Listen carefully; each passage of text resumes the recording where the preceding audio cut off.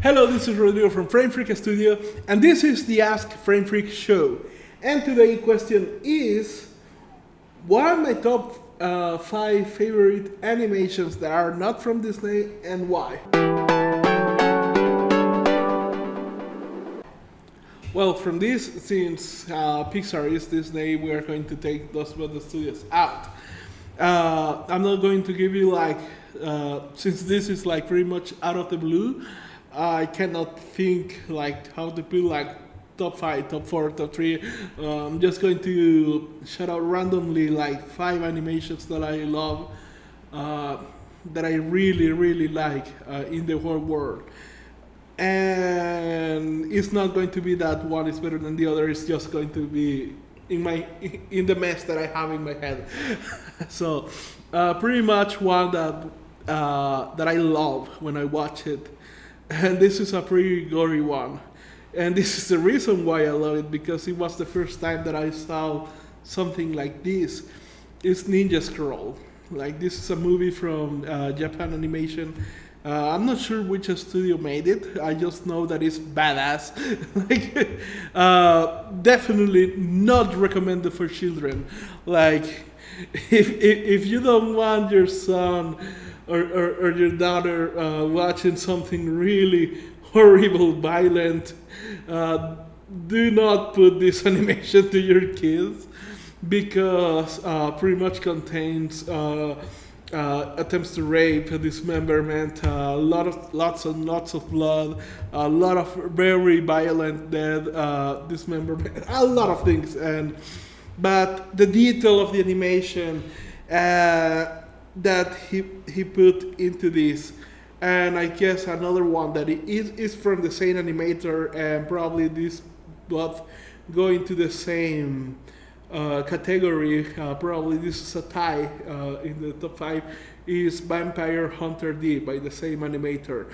And the detail and the quality of animation that he puts into these movies is so amazing.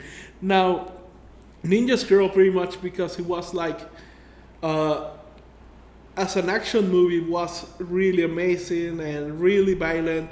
And at the time, I remember I was like a bit frustrated by American animation, because it was all G.I. Joe and the Ninja Turtles and X-Men. And I remember watching X-Men and thinking like, Wolverine has claws that he uses to scale buildings, and he doesn't cut a single being during the whole series. What the hell? I wanted to see like the arms flying and Wolverine going insane on other people. And that frustrated me. And Ninja Scroll was like completely opposite. Like, they had these amazing weapons, and pretty much even if it was good guys, they were dying there. Even if it and the bad guys were also dying. Like, everybody was just killing each other, and that was so really amazing for me. Like, that's why I got impregnated by that image of Ninja Scroll. Like, it was just like that imprint of, wow, this is what I've been looking for years. But on the other side, like Vampire Hunter D doesn't go, even though it is violent, it's not as much as violent as Ninja Scroll, but the detail on Vampire Hunter D, like the backgrounds, everything is so much more awesome than Ninja Scroll. So it's a very gothic theme, so they had to put a lot of details in it. Just seeing that film is like, oh man, like the work they had to put into it. So these two go into a tie, since he's from the same animator as well.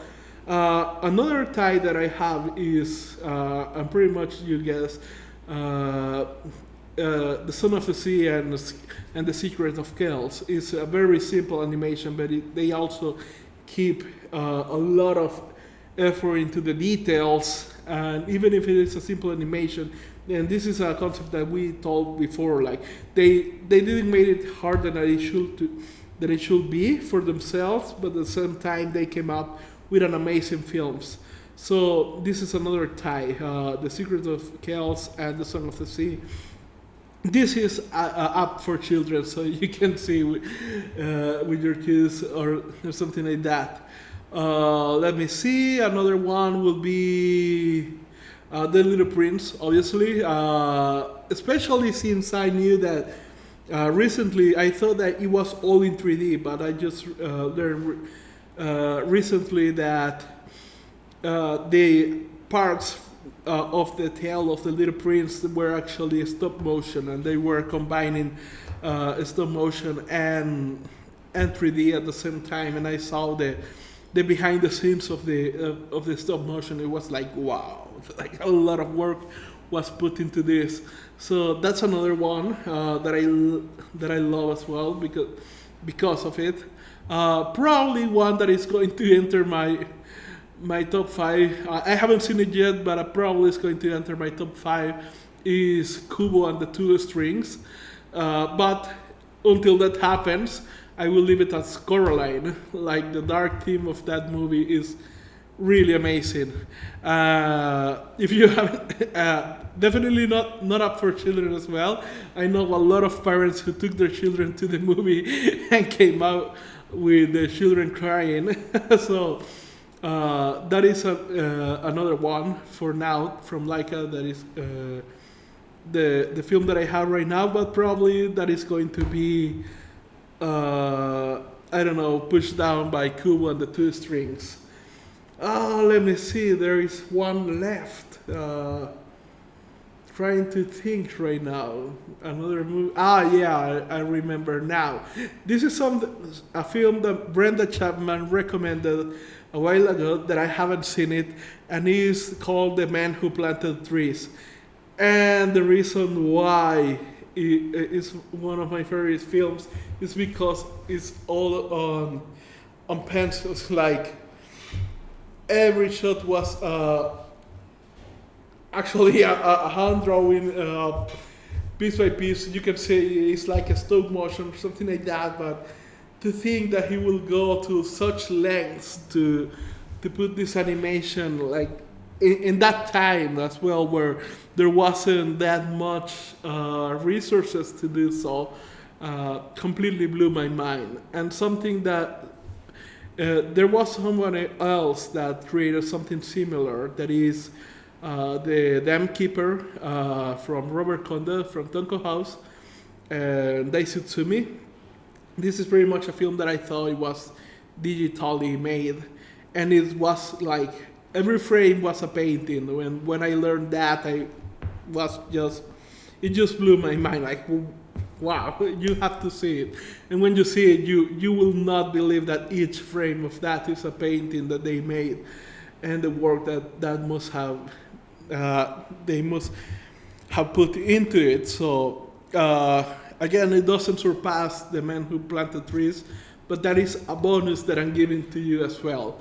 And there is another bonus that probably you have seen it, probably not, but if you haven't, this is an animated short that is called Over the Garden Wall. And the reason why I like it is because it has so much details.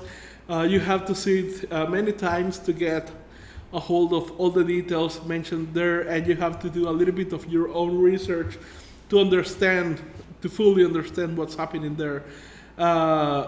But I completely love it. I love dark themes. I love like the mystery and the dark, obscure type of themes. So I love those ones. So this is my top 7, I guess, list. It wasn't a top 5, it was a top 7. I hope it has helped you to find more resources to go and watch these films and see if you get inspired to do your own. So I hope this has helped you, and if you found this useful, please subscribe to our YouTube channel and to our email list. Until next time.